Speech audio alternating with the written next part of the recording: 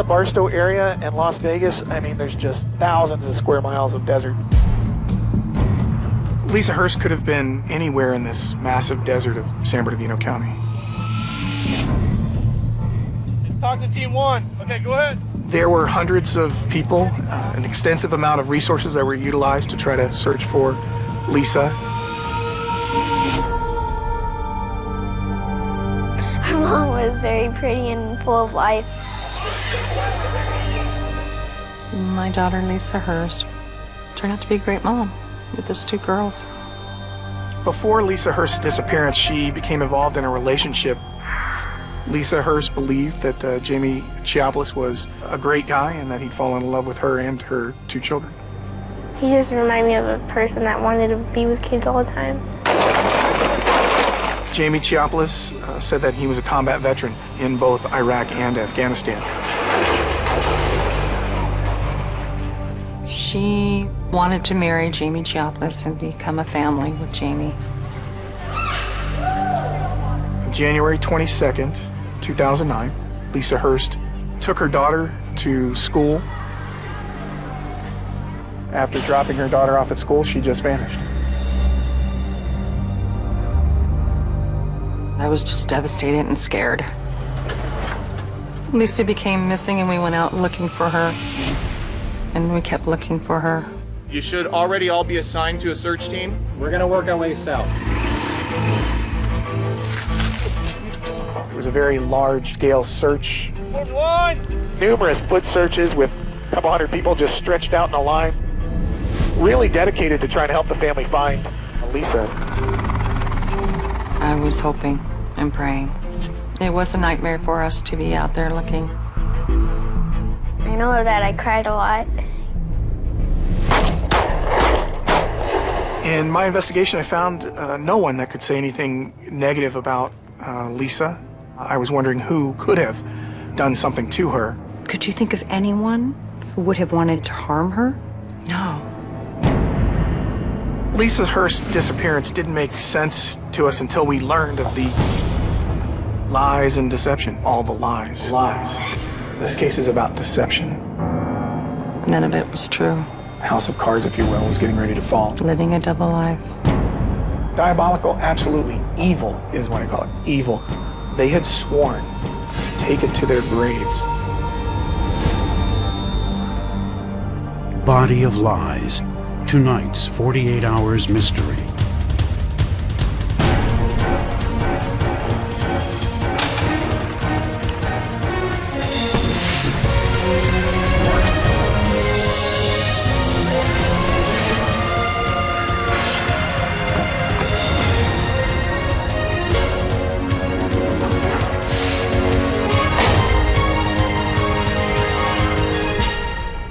The mystery continues in 90 seconds.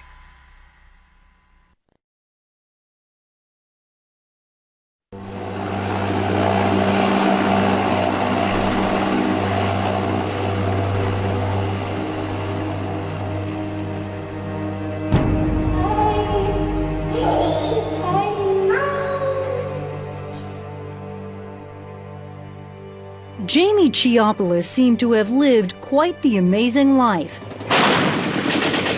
highlighted by military combat from Afghanistan to Iraq. He even had a photo of the elite ranger unit he had served in. It all appealed to single mom Lisa Hurst and her father Lynn. I was impressed with him because of my military background. Did you like this guy? He seemed like a very nice man. Very nice man. A man who sensed Lisa's kids, Ashlyn and Tyler, were the way to her heart. He knew like our jokes and stuff, and yeah, he'd give us gifts and stuff, and he'd get stuff for Mom. Did you think that your daughter was in love with this guy? Yeah, she was. Hey, happy birthday, Lisa. Lisa was a graduate student living in Barstow, California. The mother of 2 young girls had lived 31 years without making an enemy. That's why in the hours after she went missing in January 2009, it made no sense at all.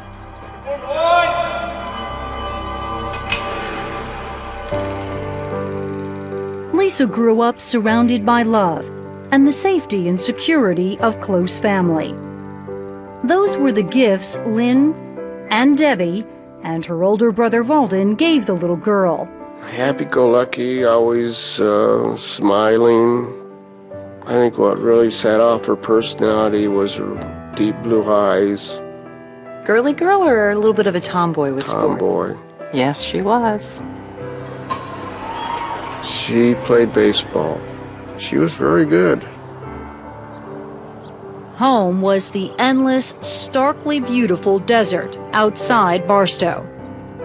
Lynn was a Vietnam vet, a working man. Debbie worked as a medical assistant. It was a nice place to raise kids. But Lisa wasn't a kid for very long. Outgoing or shy? Outgoing. And then just blossomed into a beautiful woman, I thought. She was an adventurous teenager, and Lisa struggled to manage all the newfound attention from the boys. She was unlucky at love, starting with her high school boyfriend, Jesse Veronica. So when she came home and told you she was pregnant, what was your reaction? I wanted to strangle her, but there's not much you can do and like, realize that you got to be there for your kids. There's Ashlyn when she was just a baby. Baby Ashlyn was born. I told her I'd be there, and I was. Lisa's family was incredibly supportive, and this teenager worked hard at being a good mom, even after she and her boyfriend broke up. She was a little scared at first, but realized, she's bringing a life into the world, and she was accepting it. Hi, my Ashlyn. Hi. She was really proud of her. There would be another relationship with cross-country truck driver Ruben De Leon. Ashlyn! It was serious, lasting almost 5 years. And then she got pregnant again. Yeah. There's your new sister. Then Tyler arrived. Lisa and Ruben seemed ready to be a real family. Daddy, Tyler! I thought they were going to get married. I thought Ruben and Lisa were going to settle down and have a family. Lisa even bought a wedding dress. But that didn't work out, so it tore her apart. That was hard for her. Yeah. She tore it up. She took the scissors to it. And To the dress? To the dress afterwards. She was so devastated. So in 2005, Lisa became a single mother again, trying to make it all work for Ashlyn, then 8, and Tyler, who was only 5. She was our mother that took good care of us, and she taught us a lot. This one? Under the desert sky, the 3 girls settled down. Trees! Yeah, tree. I found one. And began repeating the precious rituals of family that Lisa had learned as a child. There it is. What kind of mom was she? I'm going to turn you. I don't think you could find anything better person for her situation. Raising 2 girls, they were very well brought up. Lisa Hurst, along with her 2 daughters, was finally growing up. Yeah, Lisa! She would attend Barstow College with plans to become a teacher. Did you feel like once she went back to college that she was kind of finally on track? Yeah. But life without a partner was lonely and difficult for Lisa. Tyler, go get your PJs on. She really wanted to get married, I think, and settle down and have a family and someone to actually be there for her and be part of her life. Then, in October 2006 at Barstow College, she met fellow student Jamie Chiopoulos. And before long, She said, "Okay, do you want to go meet my new boyfriend?" Jamie Chiopoulos was anything but a typical student. He was a 34-year-old war hero and a cancer survivor. He had a big house, a big heart, and as far as Lisa could tell, Chiopoulos was single and available. Obviously, she wanted him to be in her life. And Jamie Chiopoulos wanted Lisa in his life. She graduated and they were set to finally become a family. The kids and their single mom were thrilled. And I really thought that she had found the right person. So in January 2009, a new life seemed to be truly dawning for Lisa and her two girls. That's why what happened next was such a surprise to Lisa's family. The police department came and knocked on my door. Lisa's car had been found 50 miles south in the town of Hesperia, abandoned. The windows down, the keys in the ignition. And I says, that's not Lisa. My heart sunk. A massive search for Lisa Hurst would soon begin. And another search would also start into who really was Jamie Chiopoulos. I wasn't scared of anything, but I was scared of him.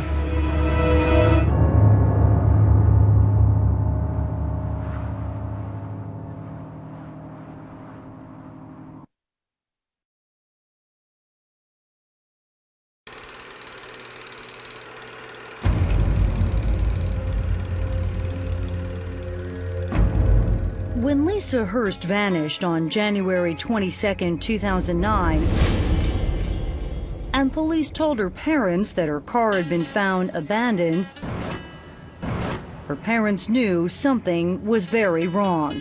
The car was in a place that it shouldn't have been put. Lisa's father immediately called her apartment and learned from his granddaughters, Ashlyn, 12, and Tyler, 9, that Lisa had not come home the previous evening. She'd never leave her kids that long. It'd just be school and then home. So where could Lisa be? The last person to have contact with her was her boyfriend, Jamie Chiopoulos, who that Thursday afternoon of Lisa's disappearance had picked up her daughter Tyler from school while Ashlyn walked home alone. I said, "Where's Mom?" And he said, "College," so... Chiopoulos told Tyler that her mother was here at the University of Laverne in Victor Valley, where Lisa occasionally took graduate classes. Be later at night because she took later classes. That night, Chiopoulos got the girls settled in, and he even picked up dinner. And then we just started doing normal stuff like homework, and then he left. Lisa rarely left the girls home alone, but when she did, she would always call to speak with them. Would she have gone out with girlfriends and partied all night? There's no way. Lisa's just too responsible for those two girls. She loved those kids. And that is when her two little girls got scared. When it was 5 in the morning, I started freaking out. Then I got kind of scared. Detective Keith Libby from the Barstow Police Department opened the investigation into the disappearance of Lisa Hurst. Her oldest daughter's the age of my youngest son, so it was pretty difficult. From the very beginning, everything about Lisa's case was suspicious. From the location where her car was found, she had no connection to that area, to what her boyfriend, Jamie Chiopoulos, told Detective Libby the first time they met. He was saying that they weren't actually engaged. Was he basically denying that they had a relationship to you? Oh, absolutely. In fact, Chiopoulos dropped a bombshell, telling Detective Libby he was actually married to a woman in the Army who lived out of state. It just didn't make sense. When I walked out of the house, I was thinking, this guy's up to something. That was no surprise to this woman, who dated Chiopoulos a lifetime ago. I think it's very possible that he hurt somebody. Jamie Tatro lives in Georgia, 2,000 miles away from Lisa Hurst.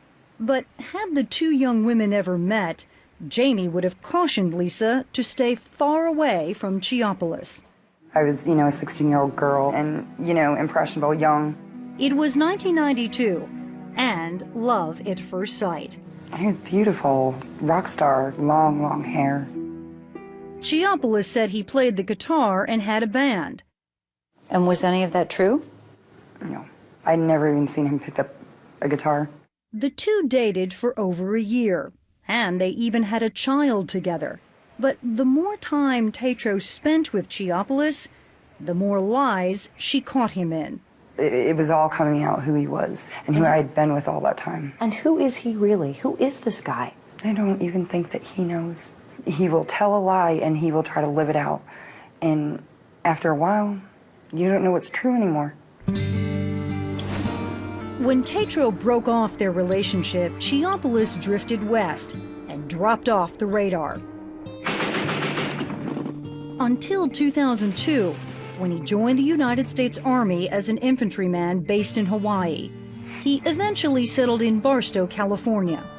Back then, he was very popular. Everyone liked him. Science major Joyce Franson remembers meeting Chiapolis in 2005 when he enrolled at Barstow College. He was in my biology class, and he had a lot of charisma. He also told his new classmate he was a war hero. He had told me he was a Green Beret in the Army for 14 years, and he was medically discharged from war wounds. While Chiapolis bragged to all about his war record, there was something he kept secret from everyone: the fact that he had a wife. In 2006, Chiapolis had married this woman, Army Lieutenant Colonel Catherine Taylor. The couple shuttled between Barstow and her base in Texas. She had done some time in Iraq, and that she was stationed at, I believe it was Fort Sam Houston, Texas. And with his wife away, that left Chiapolis ample time to lead his double life. While she was deployed, he was going to the community college in Barstow, and he also was establishing relationships with several different women, including Joyce, who became much more than a friend. He told me he was single and he treated me like a queen. So not only was there Catherine, his wife, and Joyce, it was around this time that Chiapolis also began dating Lisa Hurst. Jamie Chiapolis was playing the field with many women. While it's likely that neither his wife nor Lisa knew anything about the others, Joyce says Chiapolis had mentioned Lisa to her, describing Lisa as a student who had been harassing him for a date. I kept telling her, there's something wrong.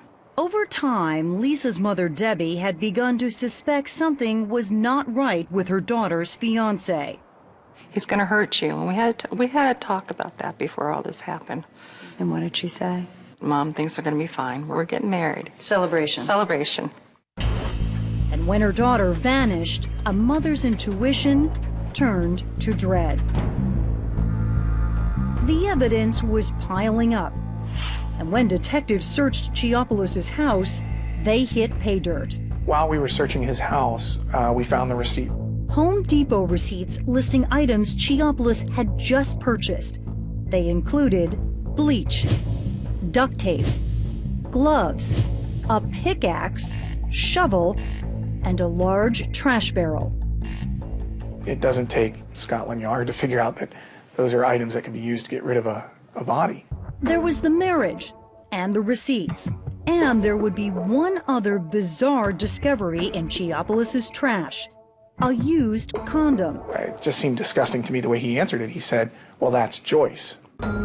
Chiapolis was with Joyce Franson the night Lisa disappeared. The last thing he said to me was, promise never to tell anybody anything, no matter what happens in your life. They had sworn to take it to their graves.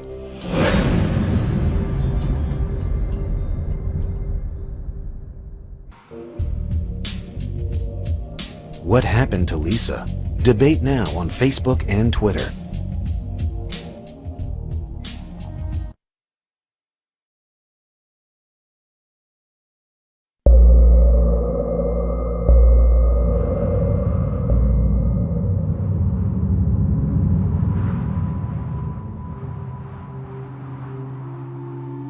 Days into the investigation of Lisa Hurst's disappearance, Detective Keith Libby knew he had his man, Jamie Chiapolis, and so did Lisa's mother.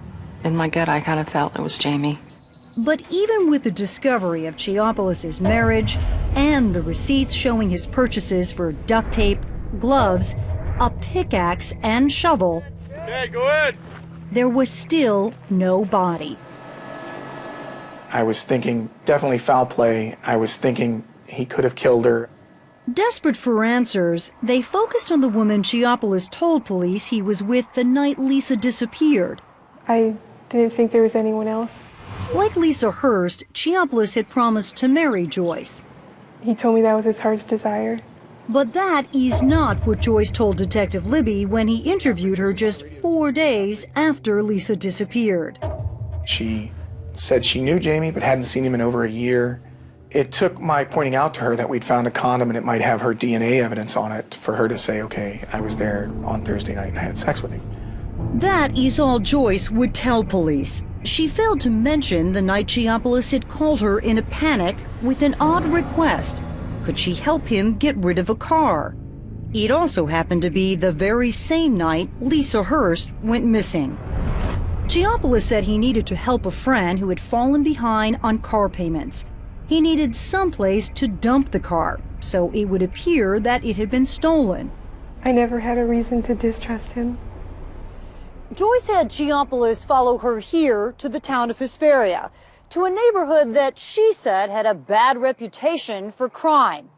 They left the car right here on this roadway with the windows rolled down and the key in the ignition.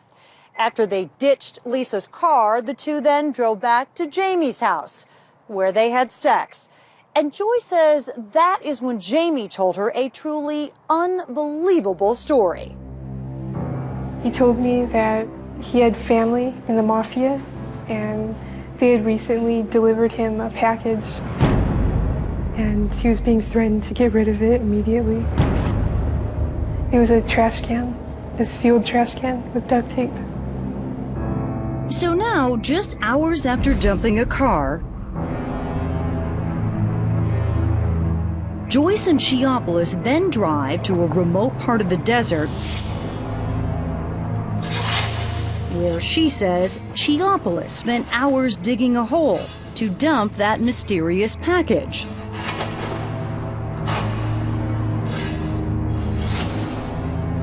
You never saw what was in there? No. I was in the car. I stayed there the whole time that he dug the hole. He kept telling me, don't worry about it. Joyce claims she was too scared and too confused to say no. Joyce, this is crazy. Did you not say, no way? What was going through your mind? I did say that to him, but I didn't know what else to believe or what to do. And did you wonder what might have been in the trash can? Yes, very curious.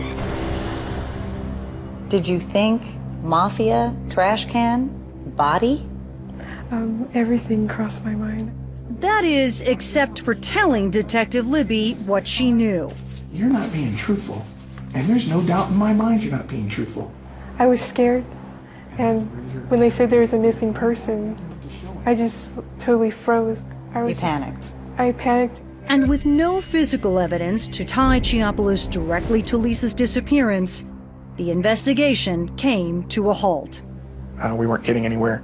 But Libby was about to get help from an unlikely investigator, Lisa's brother, Valden, who had gone to Hesperia looking for his sister just hours after they discovered she was missing.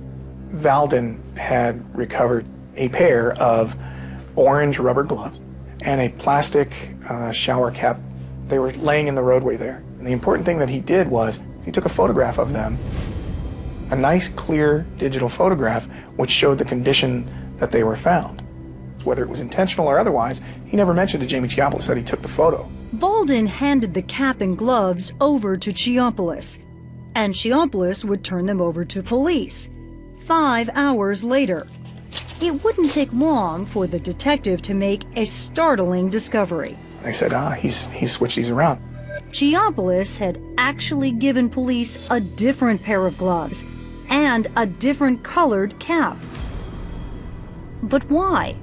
He had done something to try to avoid detection while driving the car and then trying to avoid prosecution by destroying the evidence. And with that, a critical piece of the puzzle fell into place. the Home Depot receipts, and Chiapolis' bizarre double life. Now, Detective Libby felt he could make a strong case against Jamie Chiapolis. We obviously knew that there were going to be some challenges without her body. However, we were confident that we had a good case circumstantially. Libby would get no help from Chiapolis, who was no longer talking because he had committed himself to a local psychiatric ward. He's probably trying to buy time to set it up as an insanity defense. 3 weeks after Lisa Hurst disappeared, on the same day Chiapolis checked out of the mental ward and into this motel, police moved in. And then we just went ahead and arrested him. Jamie Chiapolis was charged with Lisa's murder. But where was Lisa? I felt that his arrest might shake loose some information from him leading to the whereabouts of Lisa Hurst. We know that he purchased items from Home Depot, specifically a pickaxe and a shovel. Lisa's family was already dealing with the painful reality that she would likely not be found alive. Some of the things that we would look for: a hump, disturbed dirt, use your nose, odors. If there are odors out there, there's a good chance the dogs will notice. I didn't want to accept it. But they still desperately wanted to bring her home. That's why we're here. She's out here somewhere. I will be looking till I can find her. And you really were stuck in this horrible limbo. Mm-hmm. Chiapolis, however, remained silent. And soon the entire community would join in the search for Lisa. Hundreds of volunteers canvassed the vast California desert looking for her. There's just thousands of square miles of desert. This is almost the perfect place to bury a body. I mean, if you just took the area that we're looking at right now, you tell somebody to go look for a body, it's just virtually impossible if it's buried and concealed well. To find Lisa, investigators might be forced to make a deal with the one person who knew where she was. Sometimes you have to make a deal with the devil to bring the angels home.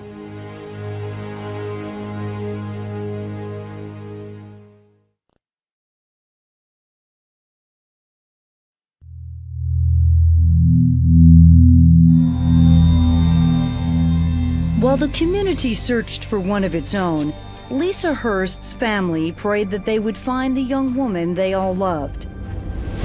Just isn't there. I need closure too, and so do my grandkids and the family. How certain are you that Jamie killed Lisa? Absolutely certain, without a doubt. Initially, right after he was arrested, Chiapolis remained silent over the whereabouts of Lisa Hurst. And without her body, prosecutor Sean Doherty could not seek the death penalty.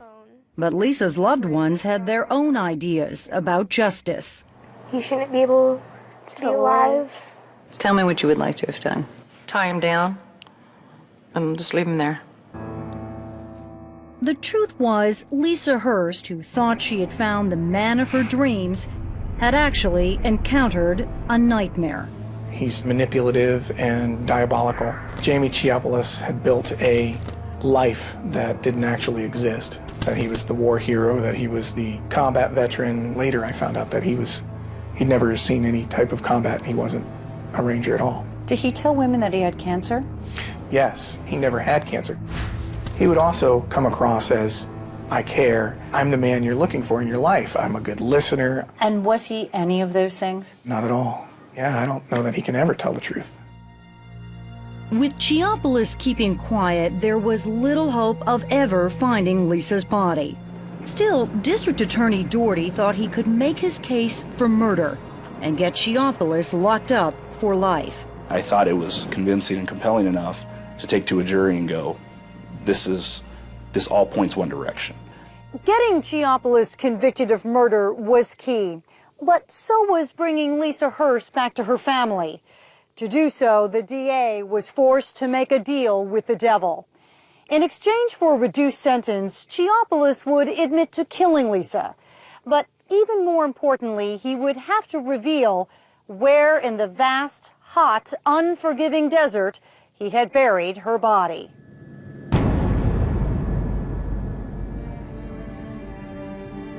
When he brought us out here, he was walking, he was shackled. Had he not told us, we wouldn't have found her. We were searching 50 miles south of here. It's past the plastic. This way. This way. So, this way. Roughly this distance from the curb. From the roadway. After hours of digging under the hot sun, detectives finally found Lisa's body as Chiapolis looked on. There was no remorse, there was no emotion. It was a feeling of relief that we'd found her. And it was also a feeling of anger that we didn't find her without his help.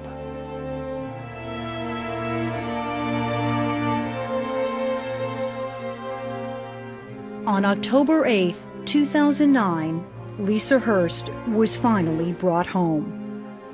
It was very important to me, because then we could pay our respects to her.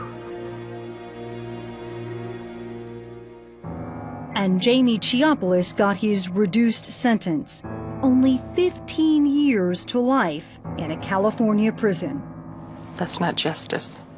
I had to look at the benefits of recovering the body versus a life sentence. So in your mind, was it worth it to offer the plea? Yes, it was worth it. But at least one mystery remained. Chiapolis admitted to killing Lisa, but just how had she died? It was only after Chiapolis was sentenced that he agreed to tell police his version of what had happened, claiming it was an accidental drowning. And so you guys were having sex where initially? Where did it start? In the pool. In the pool. And what happens while you're having sex? Jumped her in the pool. Lisa liked to be choked. She said it made it better. She said she was very lightheaded and just needed a break. So I went inside to get a drink. When I came out to the pool, she was face down in the pool. I thought she was just unconscious. And she started turning purple and got very cold. And then, of course, I realized what had happened. But police didn't buy it for a minute because they say the evidence refutes it all. I believe there was probably some type of violent altercation in the garage. Investigators believe the bleach Chiapolis bought at Home Depot was used to clean up a bloody, brutal murder. It probably involved some type of injury that there was a loss of blood. What do you think happened that last day? I really don't know what happened. I know if there was a fight, Lisa would have fought as hard as she could. So do you think he was planning this? Oh, yeah. For weeks? Probably. But why would the master manipulator want to kill the single mother of two little girls? His house of cards, if you will, was getting ready to fall in on him. Chiapolis was juggling Lisa Hurst and Joyce Franson, two women who thought they were going to marry him. And to make matters worse for Chiapolis, his wife, Lieutenant Colonel Catherine Taylor, was about to return to California from her base in Texas. I think he just had so much pressure coming with his wife showing up soon, and he knew that sooner or later the lie's gonna fall apart. Police now had their motive, a serial liar, a killer done in by his own conceit. But there was one more crucial question. Did Jamie Chiapolis act alone? She knew. She knew all along. The police investigation was far from over because Chiapolis finally revealed more about what happened the day Lisa Hurst died. And I told Joyce what had happened. And Joyce said, well, what do you want to do? For the first time, Chiapolis would implicate his girlfriend, Joyce Franson, telling cops he wasn't alone when he buried Lisa Hurst in the desert. She pissed me off. I told Joyce Franson that this investigation was not through and that I would still be looking into her involvement.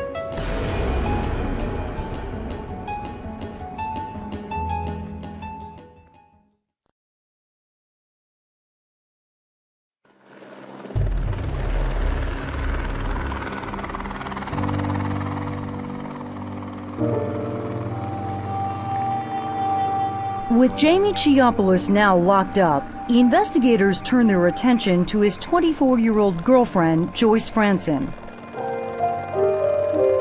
if she didn't dig, then she definitely helped him put Lisa's body into that hole.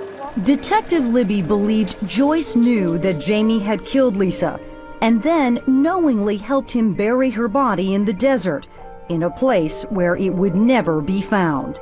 Yeah, she's timid, she's shy, but she had great motivation to keep it quiet, and that was because she was saving her own butt and trying to prove her love for this guy.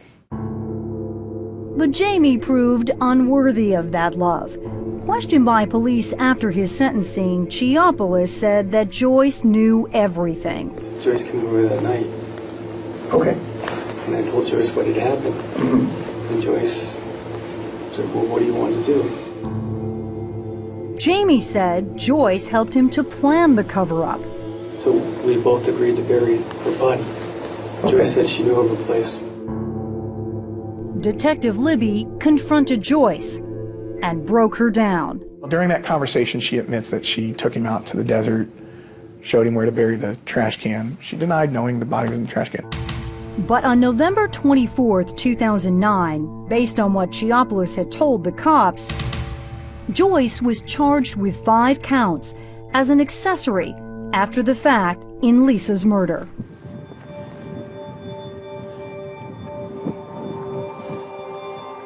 It's a place I never wanted to visit again. While awaiting trial, Joyce returned to the desert with our cameras and her attorney to tell her version of what happened. He spent hours there that morning digging it by himself, and he discarded the contents of the can in the hole when I wasn't looking. And she would swear to us that Chiapoulos buried the mysterious package entirely on his own. I remember thinking, who is this person? He's not the person that I've known for 4 years. I'll bet that she definitely knew that she was in that trash can when she showed up at his house. There's no doubt in my mind in that regard. Did you have anything to do with Lisa Hurst's death? No. The burying of her body? The cleanup after the murder? No. Did you know that she had been murdered? No. I think she really did know, and she should also have to pay for that. Hi, my Ashlyn.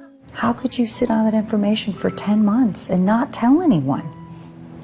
I couldn't. It was the most difficult time. Did you not think about her family? I did think about them. I just felt horrible. I felt like a monster. To me, I think she just put on a good act. I'm sorry. And you think she knew exactly what was in the trash can? Yes, I do. So on July 26, 2010, We're ready for the jury. prosecutors would make that case, with Jamie Chiapoulos set to testify against Joyce. Joyce Franson helped Jamie Chiapoulos dispose of a body. When you were in court every day, did you ever go up to Joyce and confront her? No. Did you want to? Yes. I wanted to shake her and slap her across the face and say, what is wrong with you? Why couldn't you say something? After just one day of trial, suddenly it's all over. The judge unexpectedly offers Joyce Franson a plea deal. This time, the court will hold you accountable for your actions. Joyce will plead no contest to all charges. Instead of a possible 5-year sentence, she will now serve only 3. We spent 10 months looking for her, and all you had to do was say, I'm scared. Help me. While disappointed with the outcome, Lisa's mother finally gets her chance to confront Joyce. I can't forgive you for what you did. I just pray that God can forgive you. As close as we could get, justice was done. Yet no one seems satisfied. It just makes me sick because they're getting away with it. Do not beat me again. I'll draw you again too. No. But Ashlyn and Tyler would rather focus on the mother they had and the future she was working so hard for. What do you think she would want for you and your sister as you get older? To get a good career and go to college. I feel that she's just there with me and feels like she's watching me.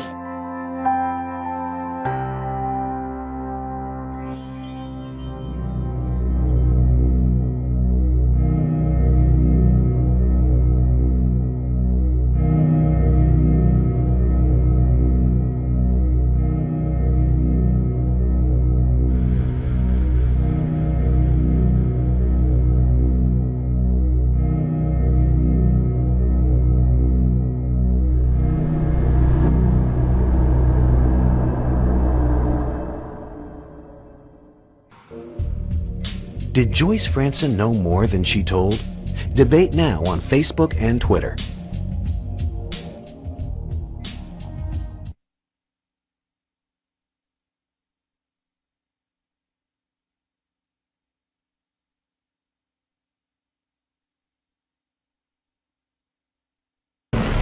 I dated Tasha Fields. I also dated Tasha Fields. She was a pretty girl. She could be very sexy. She could seem to get anyone to do whatever she wanted them to do.